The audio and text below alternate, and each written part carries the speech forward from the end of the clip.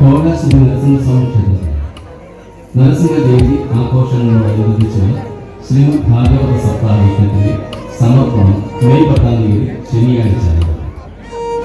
May 10 ശനിയാഴ്ച രാവിലെ 5:30 കൽക്കി അവതാരം നിർമ്മാണ ദർശനം, ശ്രീമദ് ഭാഗവത പാരായണവും പ്രഭാഷണവും, പ്രധാന പാരായണ ഭാഗങ്ങൾ ഉദ്ധവോപദേശം, സ്വർഗാരോഹണം, കൽക്കി അവതാരം, ബ്രഹ്മോപദേശം, മാർക്കണ്ഡേയ ചരിത്രം. 12:30 ഭാഗവത സമർപ്പണം, ആചാര്യ ദക്ഷിണ, പ്രസാദ വിതരണം. 1 മണി മുതൽ നാരായണീയ പാരായണ പ്രസാദം. വൈകുന്നേരം 5:30 മുതൽ ദശാവതാരം ചന്ദനം ചാർത്ത് വിശ്വരൂപ ദർശനം. ഫലം ആയുരാരോഗ്യ